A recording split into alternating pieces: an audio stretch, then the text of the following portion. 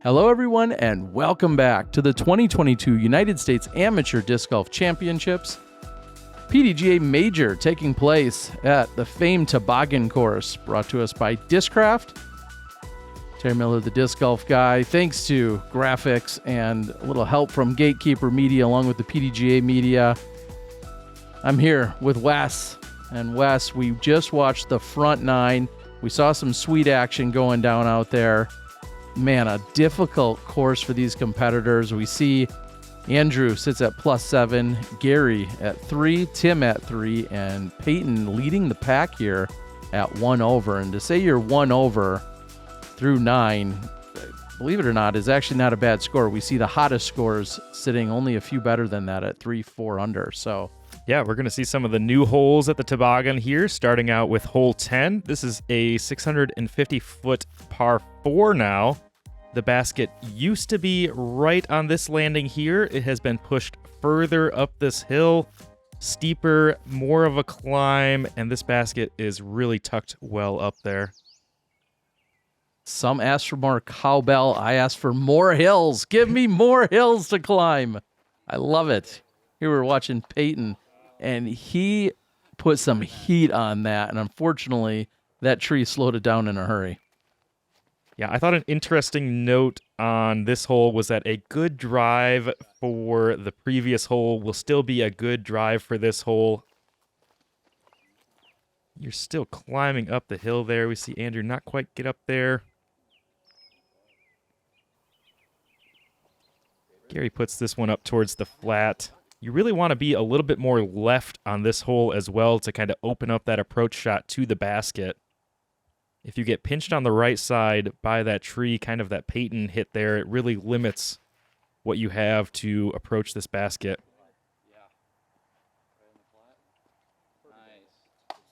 And that certainly will work. This new design here on hole 10 now is playing as the second most difficult hole on the entire course, averaging 0.55 above par during round 1. And you can see having to deal with throwing uphill. I talked about that during the front nine, but throwing uphill and a low ceiling. That's a tough combo. Yeah, very difficult change here. You can see Tim did kind of have a look at the basket from that left side. These other guys being on the right side, you have to navigate around this one low branch at that corner tree, which makes for a really difficult angle going up the hill that you just really have to commit to.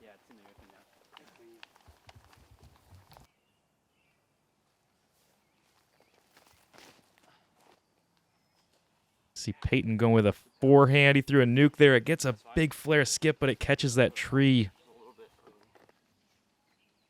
Still solid progress, looking at least at a par if you can just throw a basic approach from there. Tim gets a counter skip going up the hill, still leaving him about 80 feet.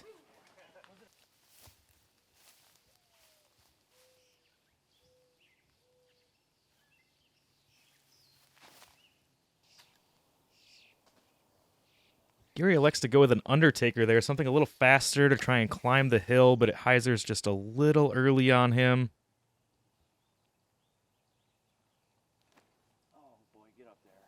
Payton going back to that forehand approach. A little too much angle on that one. He left himself with a tester there.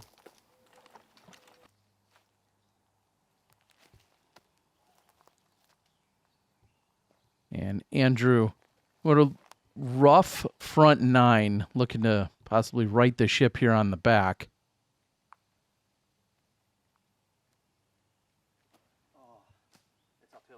Tim opts for the forehand, but he just leaves it low out of his hand.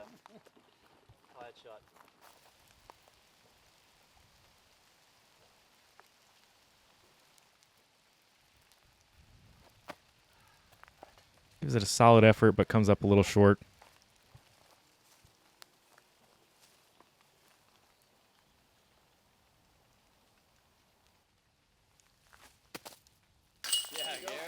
And what a putt by Gary to save the par. I was just thinking, looking into those eyes, that was intensity, and now the basket can feel it. Yeah, that was a great putt. You're going up that hill. You had kind of a small gap there. Really good putt by Gary. Payton hoping to do the same.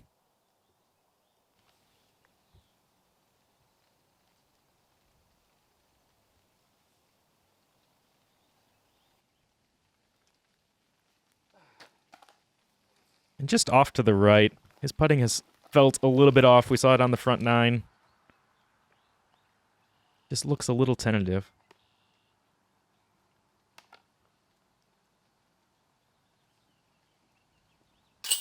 Andrew with a good putt.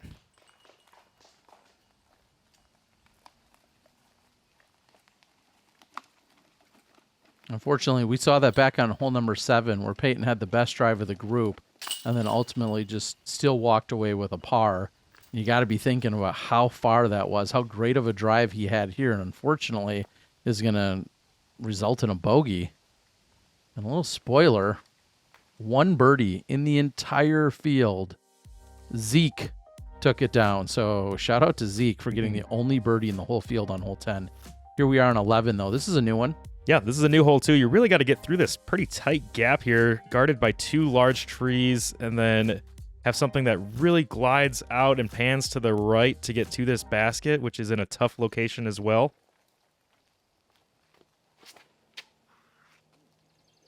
I did hear some players talking about throwing a high flex up and over those trees as opposed to navigating between them. You get up into that airspace there and you have a lot more opportunity, a lot more open, obviously. Gary going for that middle gap. And it rolls into the long grass there just on the edge. And if you're thinking some of this fairway looks familiar, it's because it's utilizing the old fairway that we saw that played from, from a much lower spot to a short right pin location. So similar space, but definitely a different angle to it. Yeah, these changes have really made use of all the land available at this park. We saw the last basket go up the hill. We see this tee pad at the top of the hill. They added some footage out there and really made use of the land and the features that they have.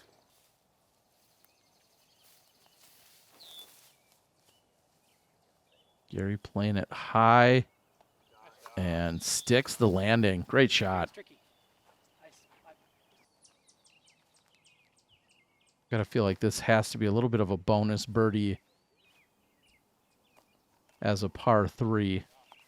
I think for a lot of our amateur players, this definitely will be a bonus birdie.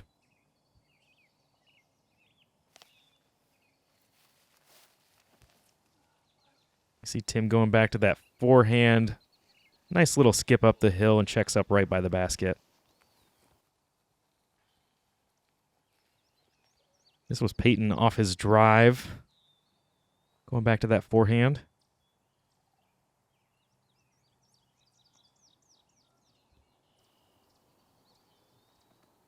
Nice touch forehand, just comes up a little bit short. And Payton out of, Indianapolis? Yep, that's correct. Oh, and that one sticks. Some friendly chains and basket on that left side. He'll take it.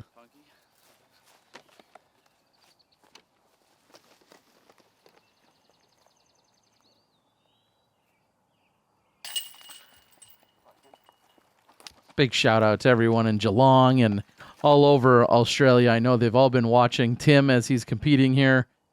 We see a number of competitors posting and talking about the representation that he brings from Australia. So awesome to see some of my favorite people. What a great representation he is, too. He's so nice. Oh, he is. And now we head back up a hill. I know. Sounds repetitive, but hole 12. Yeah, this one we're a little bit more familiar with after the changes on the last two. You're going back up the hill, 344 feet. It's going to play a lot longer. I think this probably plays closer to probably 425, 430 climbing up that hill.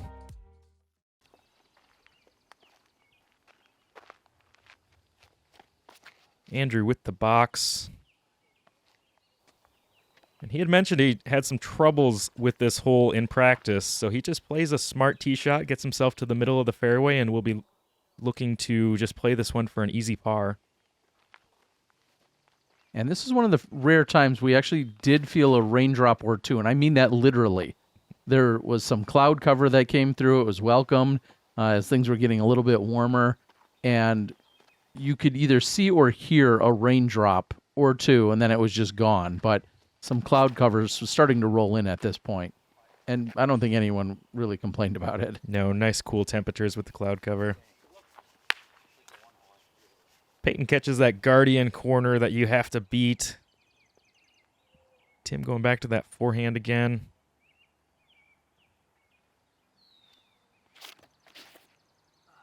He was looking to get that one up high and let it flex, but just didn't quite get it right.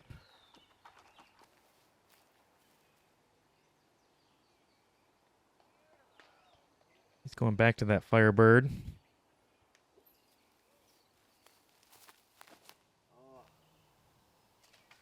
I may have said it during the front nine, but I believe two of our competitors here unsponsored, and the other two both sponsored by Discraft. That's correct. To my underground guys on the card, both great representations. You can see Gary's found himself on this right side, and there are some hallways and alleys on the back side there that you can try and navigate through. He advances up there, and he'll have a look. Andrew, after a nice clean drive, has a nice clean up shot, and he'll have a very routine par on this one. Yeah, it certainly looks like he's settling into a comfort zone at this point. As I said, struggled during the front nine, but seems to be leveling off here. Payton stretches out for that one, but doesn't quite bring it back.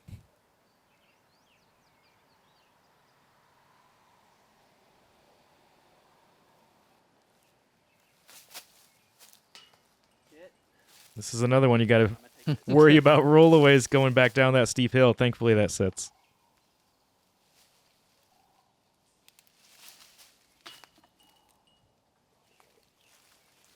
A similar putt from Gary. We see the disc kind of collect there.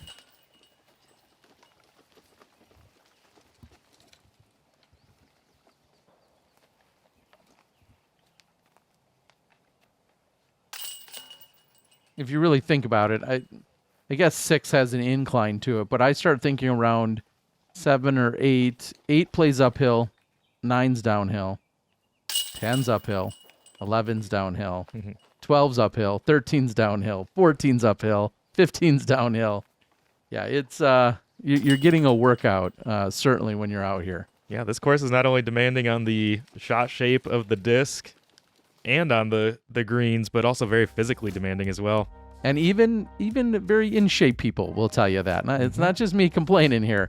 Hole 13, this beautiful downhill, brings back memories of the 2000 World Championships that I actually competed at this course. I think that was the first time we ever saw it in a competitive format prior to the AM Nationals being here and hosted at this beautiful property. And this was, to me, one of the signature holes that we saw 22 years ago during the World Championships. Still a challenging hole today. It is. They have mowed this one out right of that tree, which I thought was interesting. It feels like it opens up the right side fairway just a little bit, kind of because it draws your eye over there. We see Payton go with his forehand with his nuke again, and he is about as good as you can do on this one. Yeah, the reference he then would go on to make is he felt like he was in Ricky range, as we saw Wysocki can one from about that distance during one of his hot rounds out here. So anytime you're in that gap, you've hit the tunnel or you've penetrated half or all the way through it, you have thrown an incredible shot.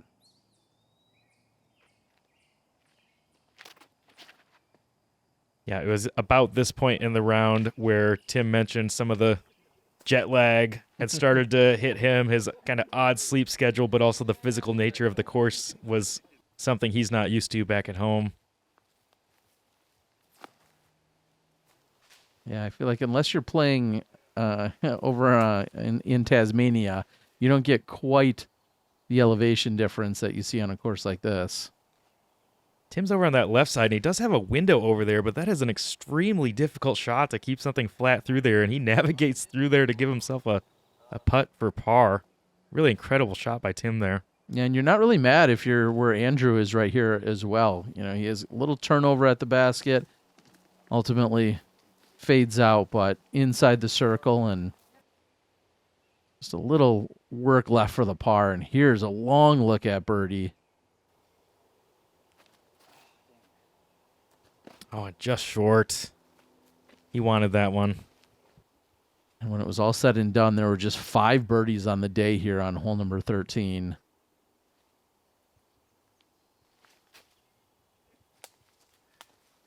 Here he gives the par bid. Did have a little window there.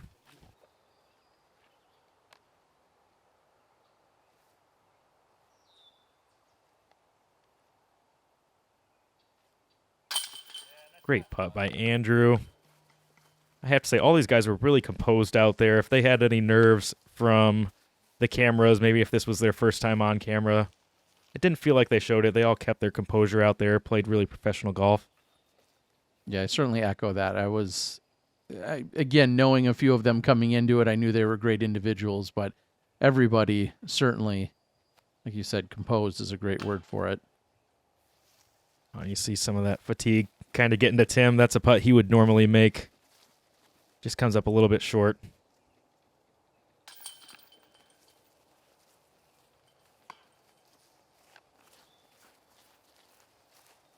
Birdie feels incredible. Par feels perfectly fine. Bogey just really hurts on this one. It just feels like you shouldn't bogey it. Now we head over back up the hill, hole 14. It looks like this one has a new tee. Of course, we had to make it more challenging. Yeah, they moved this tee pad back, so now you're shooting out from what used to be woods. They kind of carved the woods out. An ideal shot for these guys is going to get to about the bottom of the hill, and then they will be blasting one up this hill to a tough basket to access up there on the left side. Time to air it out. Pecunia. Again, no OB. These guys can really unleash on these.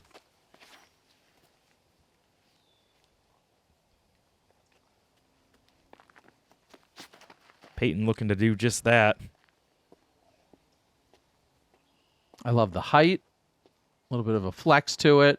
And being off on the left side, if you're going to pick anywhere, if you're a right-handed player, the left side is slightly better than being on the right side, in my opinion. Yeah, I would agree with that. Just gives you that more natural hyzer, assuming you've got the power to get up the hill. Then you're just letting it fall over, and you can throw it straight up the hill and just let it fade off to the left, as opposed to trying to flex something up there, usually with awkward footing. And it's going to leak off to the left side, which perfectly fine. Short grass. Anywhere in the short grass is going to be just fine. Just a matter of, do you have the power to then climb the rest of the way? And Gary's going to be short and on the right. And at this point, this is one of those times where you're conceding and saying, hey, let's just get the par and get out of here. Absolutely. This one kind of turns over on him, out of his hand a little bit again, but he has made some progress up that hill.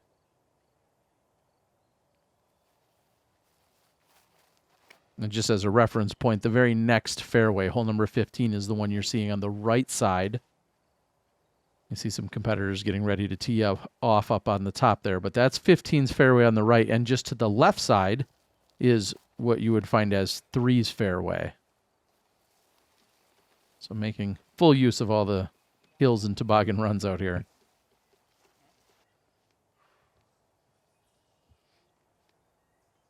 Yeah, Payton's looking to get up there for a birdie look on this one. Wow, just power hyzer the whole way. And he has no idea just how close he is. That is a solid shot. He knew he put a good move on it, but when you're that far down, you have absolutely no idea just how close you are to the pin. So he should be happy with that effort. He was commenting he didn't have a birdie yet, and so he was putting a huge emphasis on that shot to get himself up there for a birdie look. You see, Gary will be outside of Payton's. Gary looking at the par. Payton looking at birdie. Here's Tim. You can see from Gary's, like you mentioned, you kind of got to turn something over to get up the hill when you're on that right side, which, you know, can kind of lead to something stabling out, stalling out, and coming up a little bit short.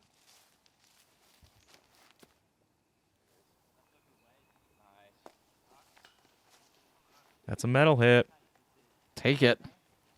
Good shot. So that'll be a stress-free tap-in par for Rumble Jr.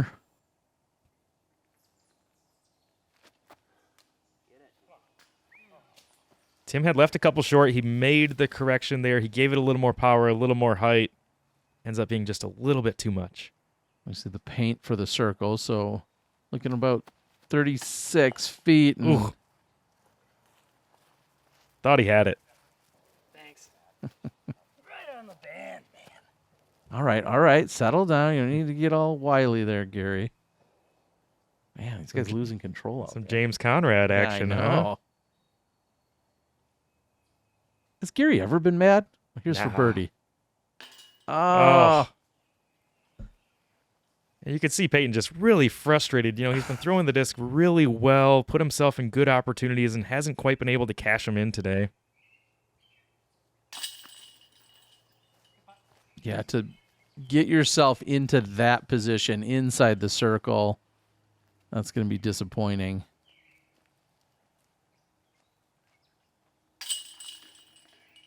Could see him really jam that one in. Yeah, a little added frustration, and Gary picks up the bogey. Meanwhile, Pecunia now has, I think, parred every hole since hole number 10. Just kept telling myself, you know, one shot at a time. Just worry about your shot and not anything else. What a shot. Here's Dickerson. You can't control what anybody else does, so That was incredible when he needed it most. Two-time major champion, Chris Dickerson.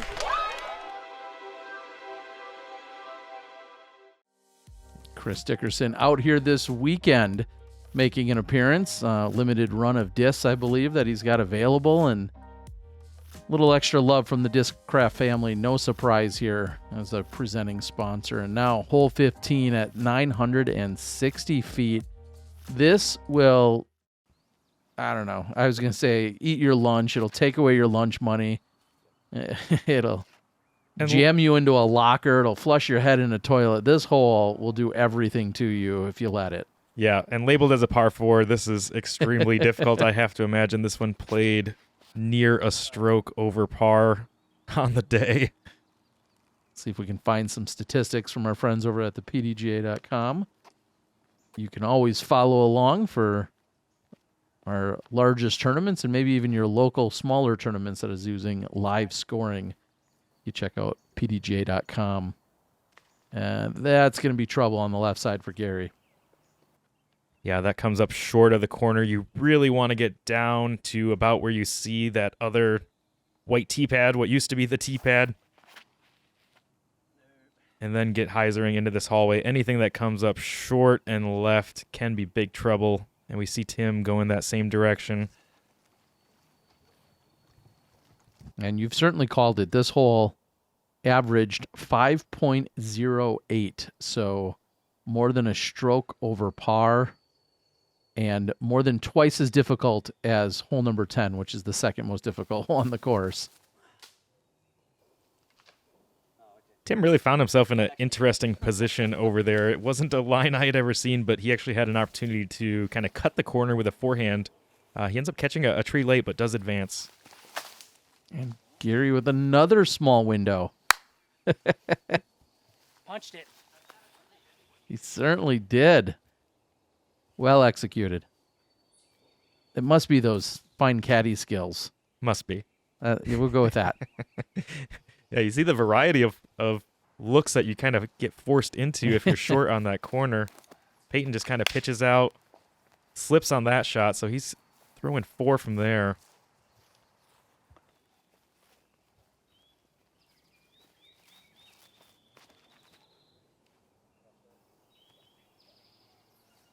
You see Andrew, he gets over the crest of that hill, and so that disc carries down the hill and covers a lot of extra feet. Wow, leaving himself, though, in good position for an up and down. Let's see if he can take advantage of it. First, we have Gary throwing his third, doing a little mowing there. Right side, but not too far in. He should have a look from there. looking at a bogey at best, though. And as you mentioned, with this one playing a full stroke over par, a 5 is more or less a par for these guys. And if you're getting a 4, you feel really good about it. See Tim kind of hyzer out early. He'll be short left in the rough.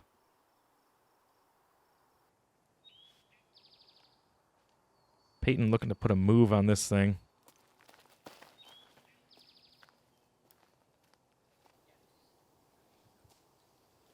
He's left at the bottom of this hill. There's another one of those opportunities where your footwork is just a tad awkward. Taking a few steps, but going downhill to throw at, 40% power. Just practicing that combo is something you really have to go out and do.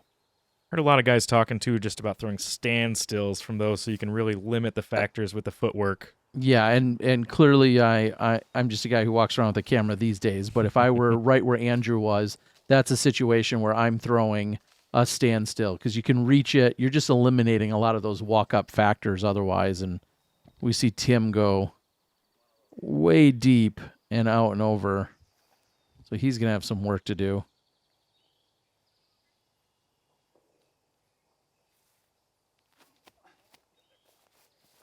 And hole 15 not doing any favors to most of this card, that's for sure. See Tim, he is high right of the basket as you would generally look at it here.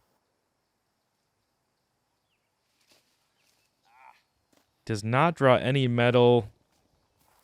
And this roll away was pretty mean. Yeah, I mean, he gave it a full commitment, but by not hitting anything, it just seemed to kind of carry past the basket and all the way down here. This is twice as far as he previously had putt from.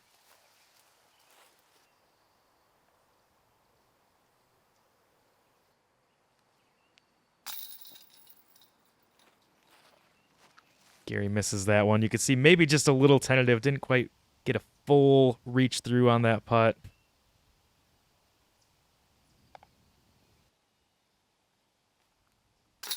Oh, there's a solid putt for Pecunia.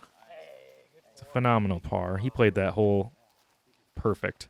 Yeah, and to, I guess, carry along with that, there were exactly 0 birdies on this hole. As you said, it played more than a stroke over par, and then usually a few people will get it. Well, there were 0 threes had on hole number 15, and maybe no surprise. It's a very challenging par 4. Not doing our scorecards any favors here as we head over to hole 16. This is tried and true. We've seen this before, right? This is actually, I believe, a new tee pad. I think this one went up the hill a little bit, adding a little bit of length, but the basket's a little more squared up than it used to be. You have a pretty direct shot at the basket, just a little more distance and just a little bit more to navigate. Okay, yeah, I see what you're saying about backing it up. You see the old remnants of the previous tee pad, short and left. And I think this was an adjustment really for how nature has provided. I think that this did make it play a little bit tougher, but the tee pad is really squared up with that basket. So the course has changed over time, and they've made some changes therewith. Yeah, being able to see the pin, directly right there in front of you when you're on the tee, I think this makes for a much better look. And quite honestly, at 396, downhill the whole way, most of our solid players can get there. It's just a matter of do they execute it or not, but it's certainly in their wheelhouse. We'll stand up there by Gary that fights through, and even a shot like that hits something, comes up short, you still have a look at the birdie. Yeah, fairly open green once you get down there. You really just want to have a good drive and give yourself an opportunity on this one.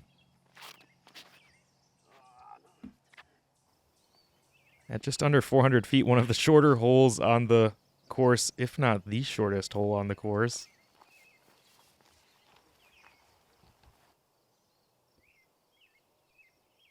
I think about hole 18, which is only 315, but it plays probably closer to 375 or 400. And then you're right, hole 12 is the only other one that's slightly shorter. So this still averaged over par on the day. You're on 16. That one surprises me a little bit. With a good tee shot, par is definitely viable. This is a very difficult birdie, but a lot of ways to get par on this one.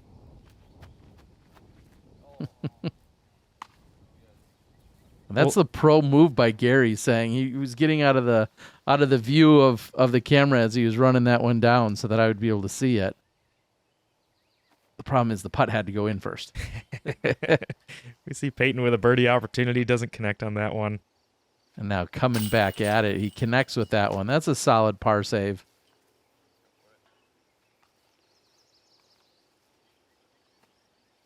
Tell you, there's my top 3 people that I would want taking a comeback putt for me. Paul Macbeth, Chris Dickerson, Gary Vigil. Okay. That is quite a very special group to be in, that's for sure. Is that for pars or bogey or birdie? Does it matter what his are for when it's a comebacker? Any of them. Okay. He's got the comebackers. I like it. Now we head over to hole number 17, famous for a multitude of reasons, but no shortage of challenge here. No, this is another one where they move the tee pad back a little bit, add a little bit of length to this one. Some of the difficulty on this one is the way that the hole is mowed. You'll see a lot of shots that kind of fade off left into some of the long grass, kind of referred to as the bowl. This was not a line that I initially saw, but there is definitely a hyzer line outside of that tree available with the tee pad moved back to where it is now. It will be interesting to see how many competitors, see and take that line. If they're playing for the max distance, clearly they're looking to throw a big turnover that flexes back like we just saw there from Payton. Yeah. But if you really want to just kind of play somewhat conservative, yeah, just go with the power hyzer right off the tee. You're going back to that Hades, flipped over a bit on him. But he's in a fine spot there.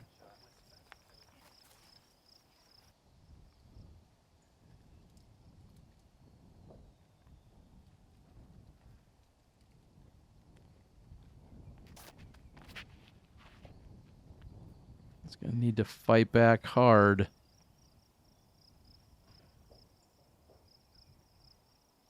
And does. All right. Yeah, it does. This is another point of the round where you've covered several thousand feet. You've thrown a lot of full power shots up and down hills. It can be really exhausting, and you really got to find the mental and physical energy to battle this hole. Yeah, to fight through these final 2, which the last half of this hole will play uphill, and then, of course, 18 plays gradually uphill the whole way. So not exactly walking it in. I mean, you are, but you're pulling yourself up while doing it. Here's Pecunia's second shot. He advances, but that rough there that is short right has really grown up over the years and makes for a really difficult approach from there.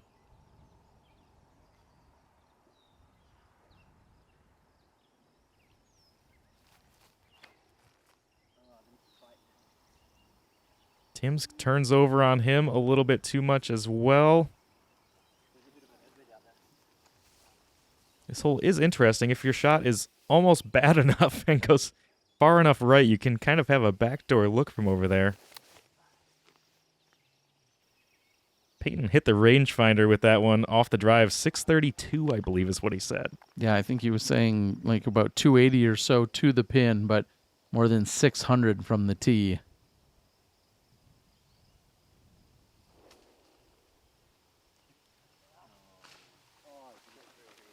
Oh, and Gary just catches a high branch there. Yeah, it looks like, I don't want to say not committed. Obviously, standing on the hillside can be a little bit awkward and whatnot, but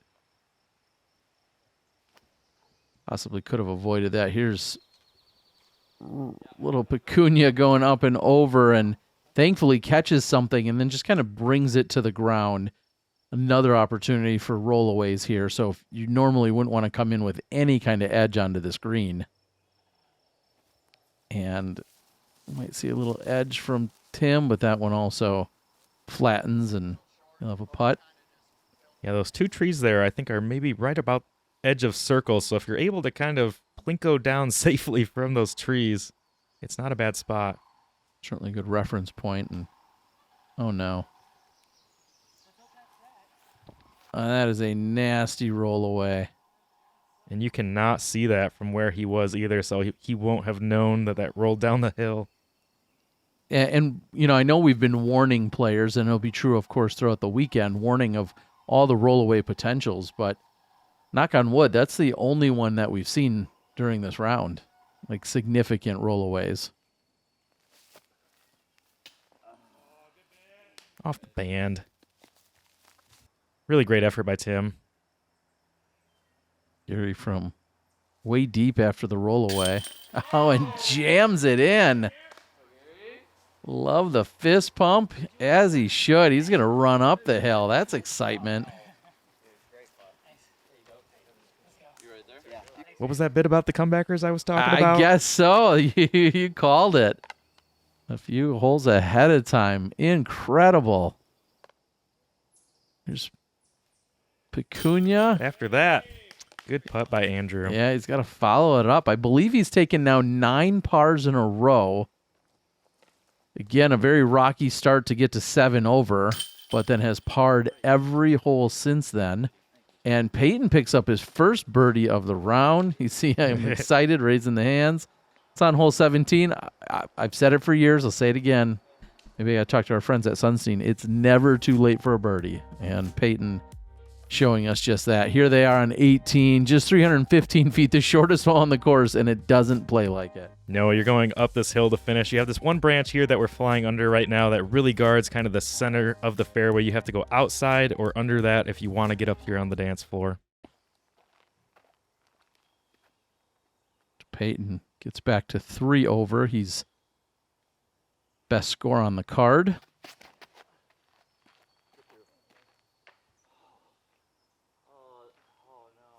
Oh, no. Just sit down. And you see it kind of check up there and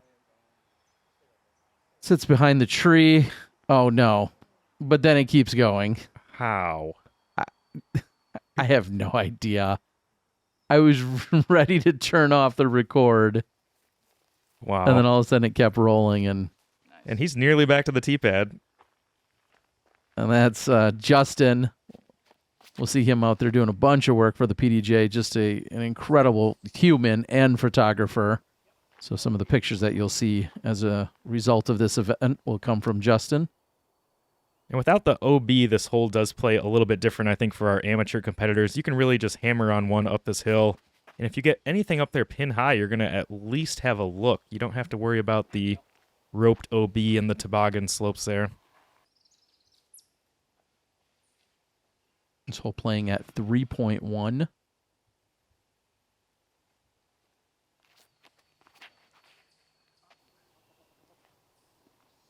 That bites up the hill, a little rollback, but doesn't really punish him. Deep in circle 2, maybe circle 3 even. We see Payton basically just from left of the tee pad.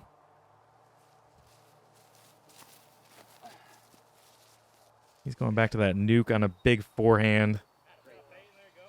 And he puts himself inside the circle. That's a good recovery. It certainly is. Would you say that roll was 80 feet, 100 feet? More? More. Yeah, punishing. And Gary able to pitch it right next to the pin. Trying to get out of here at 9 over. See if Andrew can end on some fireworks. Ooh, and he gives it a chance. Certainly did. Took out the earphones just so he could hear that. It didn't draw any metal. Tim also looking to end on a good note. Tough round for Tim. Yes, I think I just dated myself calling those earphones. Payton to save par after one of the worst rollaways I've seen. On the high right side chain, brings it in. And we're going to start to bring it in. I got to thank Crew 42 who's out there hustling around that gave us the drone coverage. So thank you to those guys. And, of course, thank you to gatekeeper. We're seeing some new graphics here. I was working with the PDGA to provide you guys the coverage at the AM Nationals. Wes, thank you for joining as well. I really appreciate it. It's been a pleasure, Terry. And Andrew, again, after the rough start, 10 pars in a row. If somebody came up to you and said, would you take 18 pars on a course like this, you would take that and run all day long. So we'll see if Andrew can clean some of those up along with the rest of the card during round number 2. But that concludes it. We're going to take a quick look at some of the hot scores. But from our card, Payton with the hot score at 3 over, Andrew at 7, Gary at 9, and Tim at 12. It was a pleasure covering you guys. Thanks for being good sports and so cordial. And 6 under ended up being the hot round. Pair of competitors at that. We'll see them join Paul and David during round number 2's coverage. This is Terry Miller and Wes. We're coming to you from the Toboggan and the AM Nationals. We'll see you tomorrow.